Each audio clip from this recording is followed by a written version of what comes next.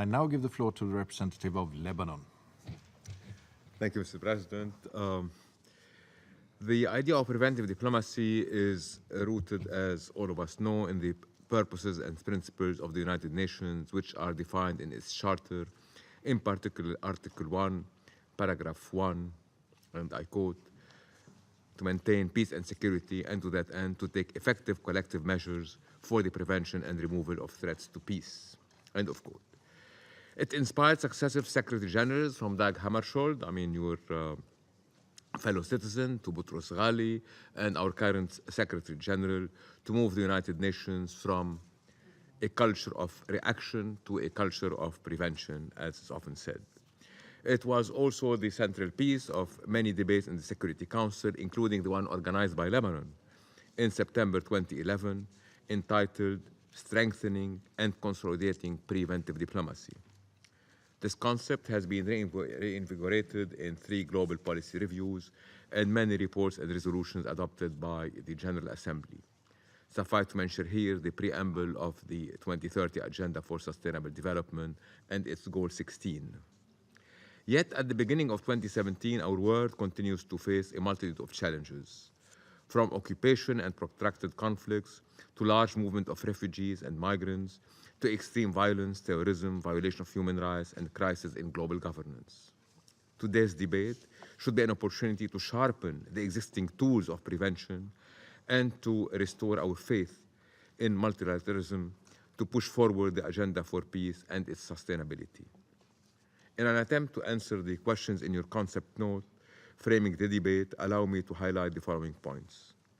The United Nations currently has at its disposal, in the field of conflict prevention, a significant array of assets, including the Secretary General's good offices, envoys, resident political missions, United Nations country teams, horizon scanning briefings, the mediation support unit of the Department of Political Affairs, regional offices, peacekeeping operations, group of friends and their diplomatic efforts, fact-finding missions, inquiries, and investigations.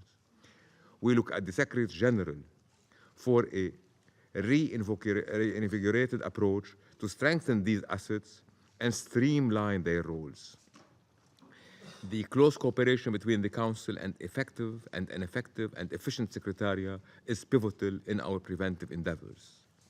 Moreover, partnerships with regional and sub-regional organizations, youth, women, civil society, and academia will improve the early warning systems to identify the source of tension, to address it, and to consolidate national, regional, and international support to accompany peaceful and developmental processes built on the respect of human rights. We member states should remain committed to achieve the reform of the United Nations, which will strengthen its ability to fulfill its mandate in our increasingly interconnected world with its new threats to peace and security. While respecting the respective mandates of different organs, the nature of these challenges require an integrated approach within the United Nations.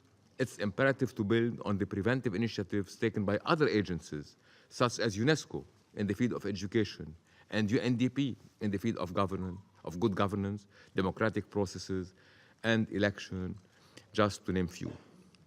Mr. President, my region, the Middle East, is a clear example of the importance of having on top of our agenda the need to address the root causes of conflicts. Moreover, in the context of conflict prevention, shall I remind this Council of Lebanon initiative in 2016 to seek, based on the Charter of the United Nations and Operative Paragraph 10 of United Nations Security Council Resolution 1701, the good offices of the Secretary General in the delineation of the disputed maritime border and exclusive economic zone between Lebanon and Israel, emphasizing that the non-resolution of this issue shall remain a source of conflict that threatens the peace and security in our region. Finally, Mr. President, the authority entrusted to the Secretary General in Article 99 of the Charter to bring to the attention of the Security Council any matter which, in his opinion, may threaten the maintenance of international peace and security should always be considered in the context of shared responsibility in maintaining peace and security. Regular briefings, frank horizon scanning, and open debates, just like the one we are having today, will help pave the way towards collective ownership of conflict prevention and sustaining peace. I thank you, Mr. President.